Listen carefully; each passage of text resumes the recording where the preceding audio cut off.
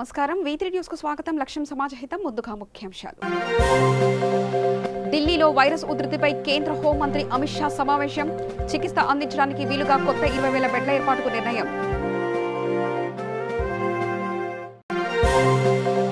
శబరిమలలో పూజల పునఃప్రారంభం నెలవారీ పూజల కోసం తెచ్చుకున్న అయ్యప్ప ఆలయం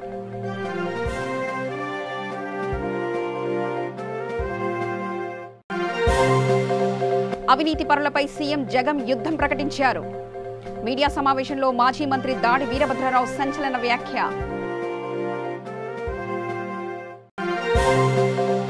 టీడీపీ నేతల అరెస్టులపై మాజీ మంత్రి అమర్నాథ్ రెడ్డి ఫైర్ టీడీపీని ఎదుర్కొనే ధైర్యం లేక అరెస్టు చేస్తున్నారని ఆగ్రహం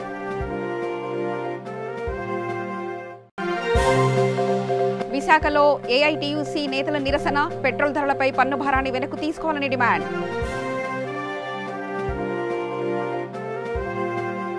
ఇక వివరాలకు వెళ్తే దేశ రాజధాని ఢిల్లీలో వైరస్ ఉధృతి రోజురోజుకు పెరుగుతుంది. ఈ నేపథ్యంలో ప్రస్తుతం నెలకొన్న పరిస్థితులపై కేంద్ర హోంమంత్రి అమిత్ షా నేతృత్వంలో సమావేశమైంది. ఈ సమావేశంలో కేంద్ర వైద్య ఆరోగ్య శాఖ మంత్రి హర్షవర్ధన్, ఢిల్లీ లెఫ్టినెంట్ గవర్నర్ అనిల్ బైజల్, ముఖ్యమంత్రి అరవింద్ కేజ్రీవాల్, రాష్ట్ర విపత్తు నిర్వహణ విభాగం అధికారులు పాల్గొన్నారు. రాష్ట్రంలో కరోనా కేసులు పెరుగుతుండటంతో ఢిల్లీ ప్రభుత్వం ముందు జాగ్రత్త చర్యలు తీసుకుంటుంది.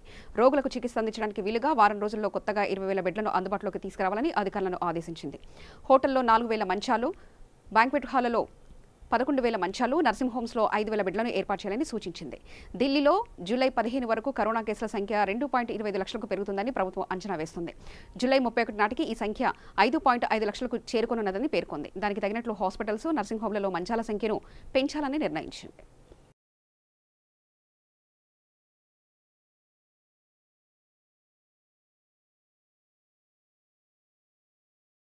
అయ్యప్ప స్వామి కొలువైన శబరిమల ఆలయం తెరుచుకోనుంది. నెలవారీ పూజల కోసం ఆలయాన్ని తెరుస్తున్నట్లు ట్రావెన్కోర్ దేవస్థాన బోర్డు ప్రకటించింది. అయితే భక్తులెవరికి ఆలయంలో అనుమతి లేదని అధికారులు స్పష్టం చేశారు. ప్రతి ఏటా డిసెంబర్, జనవరి మాసాల్లో అయ్యప్ప స్వాములతో శబరిగిరులు కిటకిటలాడతాయి. ఈ నేపథ్యంలో ఈ ఏడాది కూడా స్వామివారిని భక్తులు పెద్ద ఎత్తున దర్శించుకున్నారు. జనవరిలో మకరజ్యోతి దర్శనం తర్వాత కొద్ది రోజులకు మూతపడింది. అంతలోని కరోనా మహమ్మారి దేశంలోకి అడుగుపెట్టడం, లాక్డౌన్ ప్రకటించడంతో గుడి తలుపులు మళ్లీ తెరుచుకోలేదు. ఇక లాక్డౌన్ సడలింపు నేపథ్యంలో నెలవారీ పూజల కోసం శబరిమల ఆలయం తెరుచుకుంది.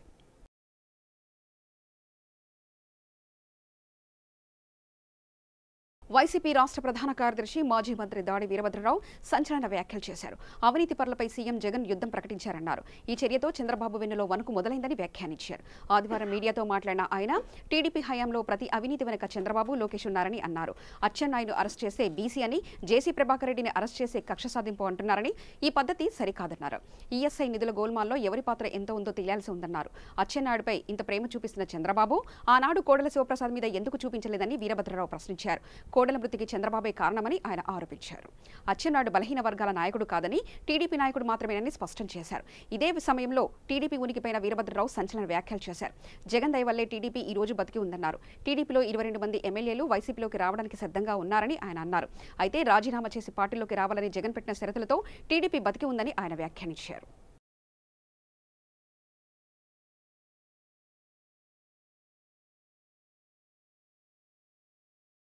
టీడీపీ నేతల అరెస్టులపై మాజీ మంత్రి అమర్నాథ్ రెడ్డి ఫైర్ అయ్యారు. చిత్తూరు జిల్లాలో మీడియాతో మాట్లాడుతూ అచ్చెన్నాయుడు అరెస్టుపై ఆందోళన వ్యక్తం చేశారు. అరెస్టు చేయడం దారుణమని, టీడీపీని ఎదుర్కొనే ధైర్యం లేక నేతల్ని అరెస్టు చేస్తున్నారని వ్యాఖ్యానించారు. అచ్చెన్నాయుడు, జేసీ దివాకర్ రెడ్డి అరెస్టు ద్వారా ప్రతిపక్షం లేకుండా చేయాలని కక్ష సాధింపు చర్యలు చేపడుతున్నారని, సుప్రీంకోర్టు, హైకోర్టులో ఎన్ని ఎదురుదెబ్బలు తిన్నా జగన్మోహన్ రెడ్డికి ఇంకా బుద్ధి రాలేదని అన్నారు.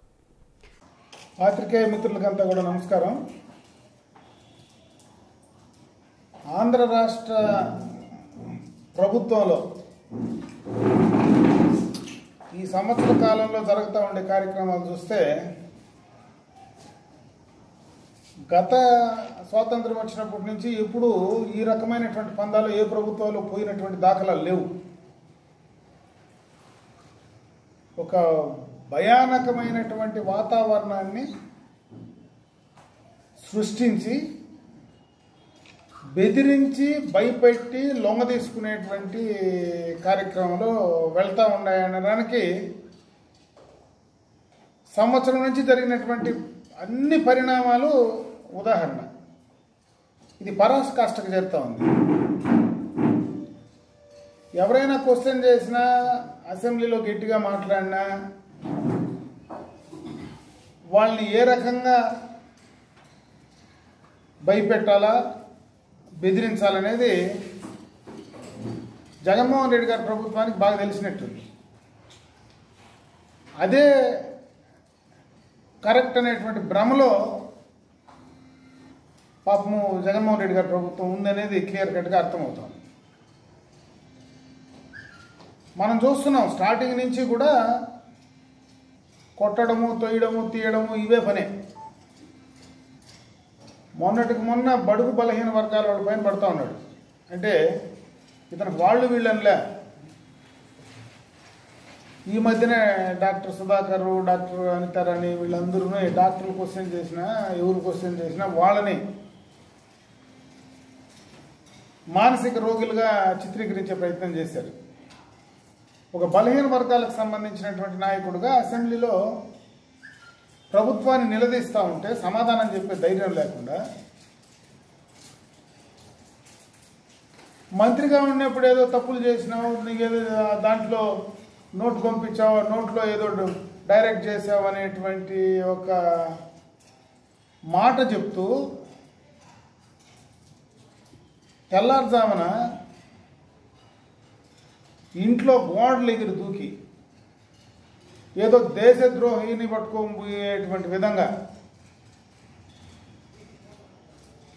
ఈ రాష్ట్రంలో ఉండేటువంటి ఒక బలహీన వర్గాలకు సంబంధించినటువంటి నాయకుడు అచ్చెన్నాయుడు గారిని తీసుకుపోవడం రాష్ట్ర ప్రజలు మొత్తం చూస్తూ ఉన్నారు. విశాఖలో ఏఐటీయూసీ నేతలు నిరసనకు దిగారు. పెట్రోల్ ధరలపై పన్ను భారాన్ని వెంటనే కేంద్రం వెనక్కి తీసుకోవాలని డిమాండ్ చేశారు. కరోనాతో ఇబ్బందులు పడుతున్న సామాన్య ప్రజలకు పెట్రోల్ ధరలు భారంగా మారుతున్నాయని వాపోయారు. కేంద్రం కార్పొరేట్ సంస్థలకు లాభాలు చేకూర్చేలా వ్యవహరిస్తుందని ఆరోపించిన ఏఐటీయూసీ వామనమూర్తి తక్షణమే పన్ను భారాన్ని వెనక్కు తీసుకోవాలని డిమాండ్ చేశారు.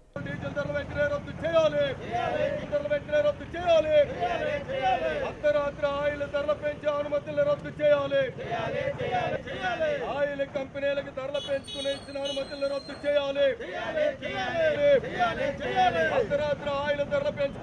అనుమతులు వెంటనే రద్దు చేయాలి. పెంచిన డీజిల్ పెట్రోల్ ధరలు వెంటనే రద్దు చేయాలి. పెంచిన డీజిల్ కేంద్రంలో బీజేపీ ప్రభుత్వం అధికారంలోకి వస్తే 100 రోజుల్లో డీజిల్ పెట్రోల్ ధరలు అదుపు చేస్తాం. ప్రజలు వాడే నిత్యావసర వస్తువుల ధరలు తగ్గిస్తాం. విదేశాల్లో ఉన్న నల్లధనాన్ని వెలికి తీసే ప్రతి పేద కుటుంబానికి 15 లక్షల రూపాయలు తమ ఖాతాలో వేస్తాం. నిరుద్యోగులకి 2 కోట్ల మందికి సంవత్సరానికి ప్రభుత్వ ఉద్యోగాలు కల్పిస్తామని హామీ ఇస్తే దేశ ప్రజలందరూ కూడా బీజేపీ ప్రభుత్వానికి రెండోసారి అధికారం కట్టబెట్టారు. ఈ కట్టబెట్టిన మరో క్షణంలోనే డీజిల్ పెట్రోల్ ధరలు పెద్ద ఎత్తున పెరిగిపోతూ ఉన్నాయి. ఇవాళ డీజిల్ పెట్రోల్ ధరలు అర్ధరాత్రి వల్ల పెంచుకోవడానికి కేంద్ర ప్రభుత్వం ఆయిల్ కంపెనీలకు ఇచ్చిన అన్ని అనుమతుల్ని రద్దు చేయాలని చెప్పి డీజిల్ పెట్రోల్ మీద ప్రభుత్వం విధిస్తున్న వ్యాట్ ఛార్జీలు, సెస్ ఛార్జీలు, అదేవిధంగా ఇతర పన్నులన్నీ కూడా రద్దు చేయాలని చెప్పి డిమాండ్ చేస్తూ Andhra Pradesh auto drivers and workers federation AITUC ఆధ్వర్యంలో ఇవాళ విశాఖ నగరంలో ఈ నిరసన కార్యక్రమం చేపట్టాం. వెంటనే కేంద్ర ప్రభుత్వం పెంచిన పెట్రోల్ డీజిల్ ధరలు వెంటనే రద్దు చేయకపోతే మరింత పెద్ద ఎత్తున ఆందోళన చేపడతామని చెప్పి కేంద్ర ప్రభుత్వానికి హెచ్చరిక చేస్తా ఉన్నాం. ఇప్పటికే లాక్డౌన్ ప్రకటించి ఎక్కడ వాహనాలు అక్కడ ఆగిపోయి ప్రజలందరికీ ఆదాయం లేక ఆకలితో జీవిస్తున్నటువంటి మోటారు వాహనాల మీద ఇవాళ డీజిల్ పెట్రోల్ ధరలు గడిచిన 5 రోజుల్లో డీజిల్ మీద 12 రూపాయలు పెంచారు, పెట్రోల్ మీద 10 రూపాయలు పెంచారు. దీనివల్ల ప్రజలు వాడే అన్ని రకాల నిత్యావసర వస్తువులు ఆకాశాన్ని అంటుతాయి. ప్రజలకు ఆహార భద్రత కోల్పోయే ప్రమాదం ఉంది. కాబట్టి వెంటనే పెంచిన డీజిల్ పెట్రోల్ ధరలు రద్దు చేయాలని చెప్పి డిమాండ్ చేస్తున్నాం. నిర్మల్ జిల్లా తానూరు మండల ప్రజా పరిషత్ కార్యాలయంలో మూథల్ ఎమ్మెల్యే జి విఠల్ రెడ్డి 21 మందికి సదరం సర్టిఫికేట్ ను పంపిణీ చేశారు. అదేవిధంగా తానూరు గ్రామానికి చెందిన భగవాన్ కు సీఎం రిలీఫ్ ఫండ్ కింద మంజూరైన 52,000 చెక్కును అందజేశారు. PSCS society Hangirla headquarters Tanur కార్యాలయంలో రాయితీ సోయ విత్తనాల పంపిణీ కార్యక్రమాన్ని ప్రారంభించింది. రైతులకు సోయ విత్తనాలను అందజేశారు. ఈ సందర్భంగా ఎమ్మెల్యే మాట్లాడుతూ తెలంగాణ రాష్ట్ర ప్రభుత్వం రైతు సంక్షేమ ధ్యేయంగా ఎంతో కృషి చేస్తుందన్నారు. ఎన్నో పథకాలను ప్రవేశపెట్టి అమలు చేస్తుందని అన్నారు. ఈ కార్యక్రమంలో వ్యవసాయ JD Anji Prasad, vice MPP Chandrakant Yadav, society chairman Narayanarao Patel తదితరులు పాల్గొన్నారు.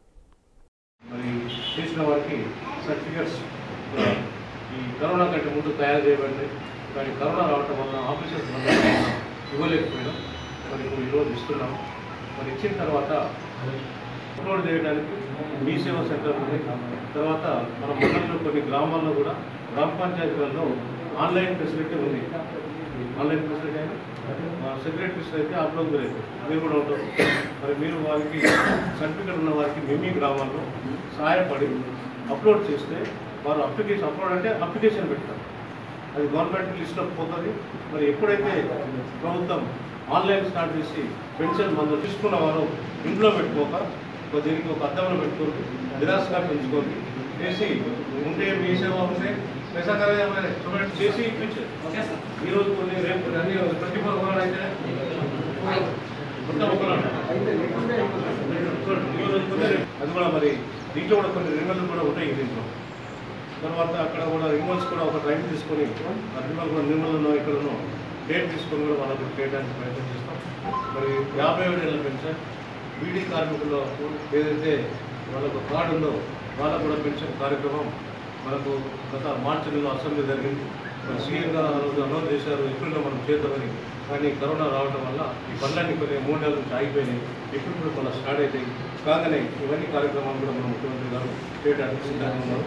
కరోనా సమయంలో కూడా మొత్తం ఉన్న డబ్బు అంతా కూడా కరోనాకే దవాఖానకే అవుతున్నది. అయినా కానీ కేసీఆర్ గారు మీరు అన్ని పక్కన పెట్టి మరి వ్యవసాయదారులకు అనుకోండి, పెన్షన్ అనుకోండి, ఇవి మాత్రం మరవలేదు, ఇవి మాత్రం తప్పగా ఇస్తున్నారు. మరి భగవంతుడు జల్దీ ఈ కరోనా దూరం చేసేసి మరి ఇప్పటిలాగా ఆదాయం చేకూరి. కరోనా వైరస్ విజృంభిస్తున్న నేపథ్యంలో గత 15 నుంచి మాస్కులు లేకుండా విచ్చలవిడిగా రోడ్ల మీద తిరుగుతున్న 272 మందిపై కేసులు నమోదు చేసినట్లు జీడిమెట్ల సీఐ బాలరాజు వెల్లడించారు. ప్రభుత్వ నిబంధనలకు విరుద్ధంగా మాస్కులు లేకుండా రోడ్లపై తిరుగుతున్న వారిపై డిజాస్టర్ మేనేజ్మెంట్ యాక్ట్ కింద నమోదు చేసినట్లు తెలిపారు. ఈ సందర్భంగా సీఐ మాట్లాడుతూ కరోనాపై ప్రజలకు అవగాహన కల్పిస్తున్నా పట్టించుకోకుండా మాస్కులు లేకుండా రోడ్లపైనే సంచరిస్తున్నారని, ప్రభుత్వ ఆదేశాల మేరకు మాస్కులు లేకుండా బయట తిరుగుతున్న వారిపై కఠినంగా వ్యవహరిస్తామని ఆయన అన్నారు.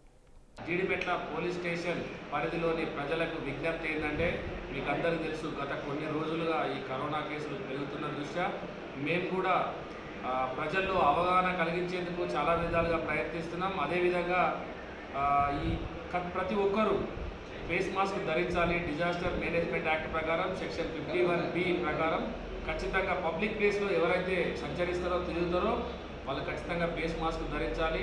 అయినా కానీ ఇంత అవగాహన చెప్పినా, ఇంత చట్టాలున్నా ఎవరు కూడా ఫేస్ మాస్క్ ధరించట్లేదు. వాళ్ళ ఆలోచన విధానాన్ని మార్చుకోండి. ఖచ్చితంగా ఫేస్ మాస్క్ వాళ్ళు వాడండి.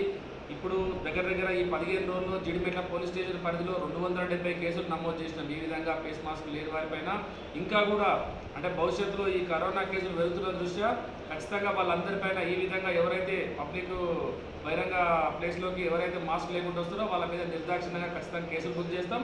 వీళ్ళందరినీ కోర్టులో ప్రవేశపెడతాం. దానికి సంబంధించిన కోర్టు కానీ తర్వాత వాళ్ళకి శిక్షలా లేకపోతే ఫైన్ అనేది కోర్టు డిసైడ్ చేస్తుంది. మార్చి, ఏప్రిల్, మే విద్యుత్ బిల్లులను రాష్ట్ర ప్రభుత్వం వెంటనే మాఫీ చేయాలని సిపిఎం సూర్యాపేట జిల్లా కమిటీ సభ్యులు మట్టిపల్లి సైదులు డిమాండ్ చేశారు. సిపిఎం మోతే మండల కమిటీ ఆధ్వర్యంలో విద్యుత్ ఛార్జీలను మాఫీ చేయాలని డిమాండ్ చేస్తూ మండల కేంద్రంలో నిరసన వ్యక్తం చేశారు. ఈ సందర్భంగా ఆయన మాట్లాడుతూ గత 3 నెలలుగా గృహ విద్యుత్ బిల్లులను సగటు చేయడం వల్ల స్లాబులు మారి బిల్లులు పెరిగాయన్నారు. 3 నెలల రీడింగ్ తీయడం వల్ల అదనపు భారాన్ని వినియోగదారులు భరించాల్సి వస్తుందని వాపోయారు. విద్యుత్ శాఖ చేసిన సవరణ వల్ల వినియోగదారులు నష్టపోతున్నారని విమర్శించారు.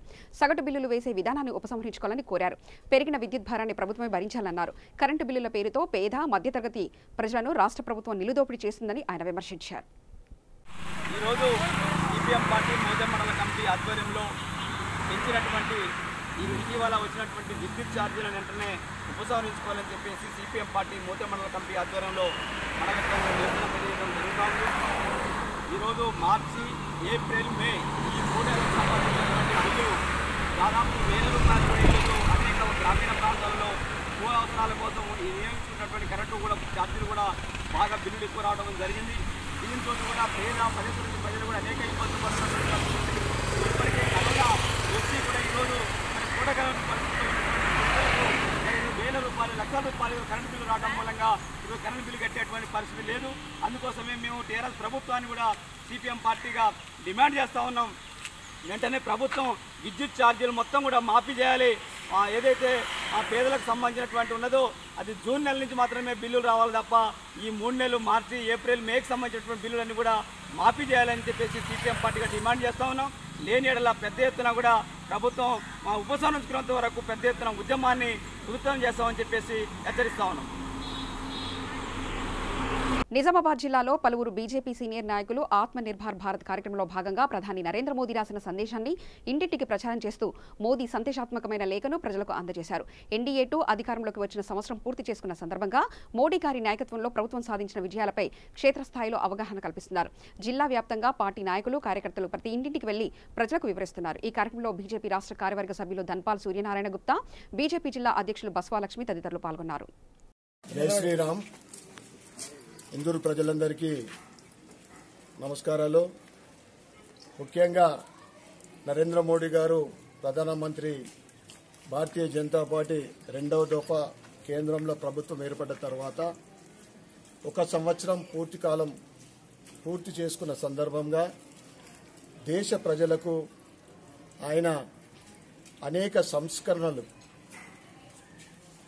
అనేక సంవత్సరాల తరబడి నుండి ప్రజలు ఎదురు చూస్తున్న 370 మరియు 35 ఆర్టికల్ రద్దు, మైనార్టీ మహిళలకు ట్రిపుల్ తలాక్ ద్వారా ఊరట కలిగించడము, ఆ యాక్ట్ని రద్దు చేసి, అదేవిధంగా పాకిస్తాన్, ఆఫ్ఘనిస్తాన్, బంగ్లాదేశ్లో హిందూ మైనార్టీలు, సిక్కులు, పార్సీలు, క్రిస్టియన్లు, ఈ రకంగా అక్కడ వాళ్ళు అనేక అవమానాలకు ఇబ్బందులు పడుతూ ఇక్కడ పౌరసత్వం లభించక పౌరసత్వ సవరణ బిల్లుని పార్లమెంట్లో పాస్ చేయడము, అదేవిధంగా రామ జన్మభూమి అనేక సంవత్సరాల నుండి భారతదేశ ప్రజల కళ, రామ జన్మభూమి సుప్రీంకోర్టు అనుకూలమైన తీర్పు,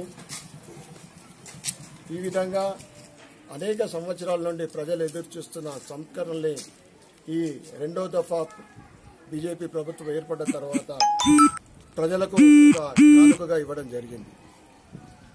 అదేవిధంగా గత 3 నెలల నుండి కరోనా కోవిడ్-19 ప్రపంచవ్యాప్తంగా అనేక దేశాలని, ప్రాణాలని మరియు ఎకానమీని తారుమారు చేసిన ఈ కరోనా భారతదేశంలో మన ప్రధానమంత్రి నరేంద్ర మోడీ గారు ముందు చూపుతోటి ముందుగానే లాక్డౌన్ ప్రకటించి దేశ ప్రజలని, ప్రపంచంలోనే 2వ అతిపెద్ద జనాభా గల భారతదేశాన్ని సురక్షితంగా ఉంచడం జరిగింది.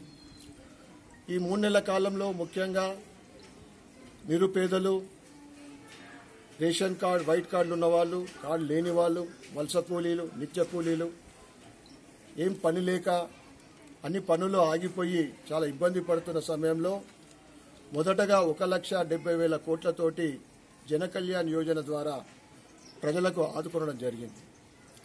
అదేవిధంగా మొదటి దఫా, 2వ దఫా, 3వ దఫా తర్వాత లాక్డౌన్ పొడిగిస్తూ సడలింపులకు తోడు ప్రజలకు అభిమాన్ ఏదైతే 20 లక్షల కోట్ల ప్యాకేజీ అభియాన్ యోజన ద్వారా ప్రతి ఒక్కరికి, ముఖ్యంగా చిన్నతర వ్యాపారులకు, చిన్నతర పారిశ్రామికవేత్తలకు, వలస కూలీలకు, రైతులకు, సామాన్య జనాలకు ఈ ప్యాకేజ్ ద్వారా ఆదుకోవడం జరిగింది. ముఖ్యంగా ఈరోజు ఈ 3 నెలల కష్టకాలంలో ప్రతి నిరుపేదకు 1,100 రూపాయలు, 3 సిలిండర్లు, బియ్యము ప్రతి నెల 5 కిలోలు ఎక్స్ట్రా ఇవ్వడము, దానికి తోడు 1 కిలో పప్పు ప్రతి నెల కూడా, అదేవిధంగా ఉపాధి హామీ కూలీలకు 20 రూపాయలు పెంచడము, గ్యాస్ సిలిండర్లు ఉచితంగా ఇవ్వడము, రైతులకు 2 లక్షల కోట్ల రుణాలు ఇవ్వడము, నల్గొండ జిల్లా చింతపల్లి మండలంలో ప్రధాని నరేంద్ర మోదీ ప్రవేశపెట్టిన పథకాలపై అవగాహన కార్యక్రమం చేపట్టారు.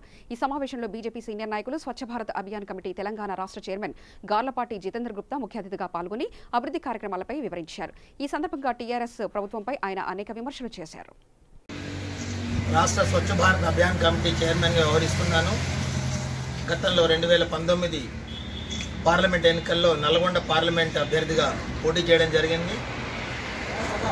ఇప్పుడు ఈ ప్రెస్ మీట్ ముఖ్యంగా నరేంద్ర మోదీ గారి ప్రభుత్వం కేంద్రంలో 2వసారి అధికారం చేపట్టిన తర్వాత సంవత్సరమైన కాలంగా ఈ సంవత్సరంలో జరిగిన ముఖ్యమైన విషయాలు పార్టీ పరంగా ప్రతి బూత్ లెవెల్లో 25 కుటుంబాలు తగ్గకుండా 25 కుటుంబాలను కలిసి ఈ తీసుకున్న నిర్ణయాలు, దేశాభివృద్ధి కొరకు చేస్తున్న సంక్షేమ పథకాలు, ఇలాంటి విషయాలు తెలపడానికే వారు స్వయంగా రాసిన, మోదీ గారు స్వయంగా రాసిన లెటర్ను ప్రతి ఇంటికి చేర్చడానికే ఈ పనిలో ఉన్నాము. దానిలో భాగంగానే దేవరకొండ అసెంబ్లీ చింతపల్లి మండలంలో ఈరోజు సాయిరెడ్డిగూడెంలో ఆ కార్యక్రమం చేయబోతున్నామని చెప్పేసి తెలియజేయడం సంతోషిస్తున్నాము. ముఖ్యంగా ఈ సంవత్సర కాలంలో చేపట్టిన కార్యక్రమాలు చెప్పాలంటే ట్రిపుల్ తలాక్, అలాగే 370, CAA, ఎన్నో వాటిని మనము ఎంతో సాహసోపేతంగా, ఎంతో ధైర్యంగా దశాబ్దాల నుంచి నలుగుతున్న సమస్యలన్నిటికీ చర్మగీతం పాడి నరేంద్ర మోదీ గారు తీసుకున్న ఈ నిర్ణయాల ద్వారా ప్రజలకు ఎంత మేలు జరుగుతుంది. అలాగే మన భారతదేశం ఈరోజు ప్రపంచంలో నెంబర్ 1గా, ప్రపంచ దేశాలన్నీ కూడా భారతదేశం వైపు చూసేటట్టుగా చేసినటువంటి మన నాయకుడు ప్రధానమంత్రి నరేంద్ర మోదీ గారికి ఎంత మనం రుణపడి ఉన్నామని చెప్పి. పెట్రోల్ ధర పెంపుకు నిరసనగా కడప జిల్లా వెంపల్లెలో Congress party working committee president Tulasireddy ఆధ్వర్యంలో కాంగ్రెస్ నాయకులు జీపుకు మోటార్ సైకిల్కు తాడికట్టి లాగుతూ వినూత్న రీతిలో నిరసన వ్యక్తం చేశారు. ఈ సందర్భంగా ఆయన మాట్లాడుతూ అంతర్జాతీయ మార్కెట్లో రోజురోజుకు ముడి చమురు ధర దక్కుతుండటంతో మన దేశంలో రోజురోజుకి పెట్రోల్, డీజిల్ ధరలు పెరుగుతుండడం విడ్డూరమని వ్యాఖ్యానించారు.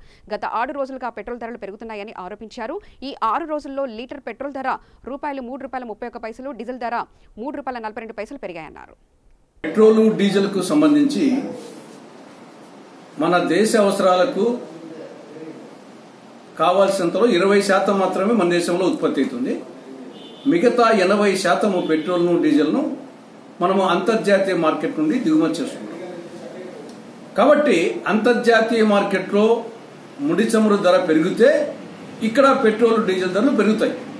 అక్కడ తగ్గితే ఇక్కడ తగ్గుతాయి. కానీ నరేంద్ర మోడీ గారి పాలనలో అంతర్జాతీయ మార్కెట్లో పెరిగినప్పుడు ఇక్కడ పెరుగుతాయి, అంతర్జాతీయ మార్కెట్లో తగ్గినప్పుడు కూడా పెరుగుతాయి. అది విడ్డూరం. గత 6 రోజులుగా ప్రతిరోజు 60 పైసల నుండి 70 పైసలు పెరుగుతాను. ఈ 6 రోజుల్లో పెట్రోల్ మీద లీటర్కు ₹3.31, డీజిల్ మీద ₹3.42 పెరిగింది. మన్మోహన్ సింగ్ ప్రధానమంత్రిగా ఉన్నప్పుడు కాంగ్రెస్ పాలనలో అంతర్జాతీయ మార్కెట్లో ముడి చమురు ధర బ్యారెల్కు $140 ఉండే. $140కు కొని ఇక్కడ మన దేశంలో పెట్రోల్ లీటర్కు ₹75, డీజిల్ లీటర్కు ₹65 ప్రజలకు ఇచ్చేది యూపీఏ గవర్నమెంట్. ఇప్పుడు అంతర్జాతీయ మార్కెట్లో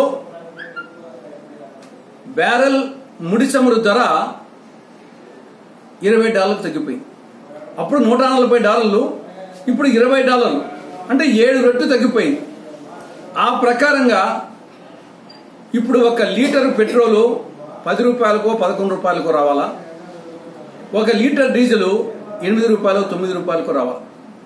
అలాంటిది ఇప్పుడు పెట్రోల్ వచ్చేసి లీటర్కు ₹76, డీజిల్ లీటర్కు ₹70.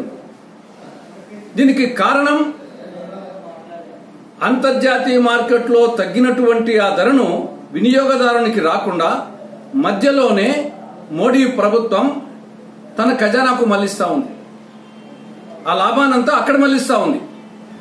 దానికి తోడు ఎప్పుడు బుద్ధి పడితే అప్పుడు ఎక్సైజ్ సుంకాన్ని పెంచి తన ఖజానాకు వేసుకుంటా ఉంది. ఆ ప్రకారంగా ఈ 3 నెలల్లోనే 13 లక్షల కోట్ల రూపాయలను పెట్రోల్ మీద, డీజిల్ మీద ఆదాయం చేసుకుని తన ఖజానాకు మళ్లించుకుంది. ఆ 13 లక్షల కోట్ల రూపాయలు వినియోగదారునికి అందింటే ఈరోజు పెట్రోల్ బంకులో లీటర్ పెట్రోల్ ₹10కో ₹11కో, లీటర్ డీజిల్ ₹8కో ₹9కో వచ్చింది. కాబట్టి మోడీ ప్రభుత్వం దళారీ పాత్ర పోషిస్తా ఉంది, మధ్య దళారీ పాత్ర. ఇదే ట్రెండ్ కొనసాగితే అచిర కాలంలోనే పెట్రోలు, డీజిల్ ధర డబుల్ సెంచరీనో, త్రిబుల్ సెంచరీనో కొట్టక తప్పదు. అప్పుడు ఇంకా అందరూ వాహనాలు ఇళ్ళలో పెట్టుకొని, కార్లు, జీపులు, మోటార్ బైకులు, స్కూటర్లు అన్ని పెట్టుకొని కాలినడకన కానీ, సైకిళ్ల మీద కానీ, ఒంటెద్దు బండ్ల మీద కానీ గాడిదల మీద కానీ ప్రయాణం చేయాల్సి వస్తుంది. ఇది జరగబోయే పరిణామక్రమం. అందుకోసమే ఈరోజు ఈ నిరసన కార్యక్రమాన్ని ఏర్పాటు చేయడం జరిగింది. వార్తలు ముగించే ముందు ముఖ్యాంశాలు మరోసారి చూద్దాం. ఢిల్లీలో వైరస్ ఉధృతిపై కేంద్ర హోంమంత్రి అమిత్ షా సమావేశం. చికిత్స అందించడానికి వీలుగా కొత్త 20,000 బెడ్ల ఏర్పాటుకు నిర్ణయం.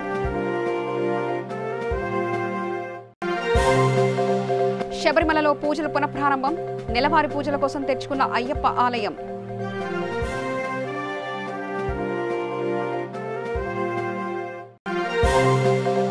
అవినీతి పరులపై సీఎం జగన్ యుద్ధం ప్రకటించారు. మీడియా సమావేశంలో మాజీ మంత్రి దాడి వీరభద్రరావు సంచలన వ్యాఖ్య.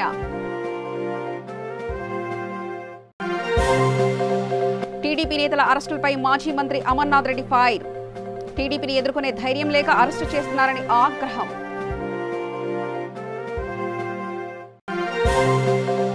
విశాఖలో ఏఐటీయూసీ నేతల నిరసన. పెట్రోల్ ధరలపై పన్ను భారాన్ని వెనక్కు తీసుకోవాలని డిమాండ్.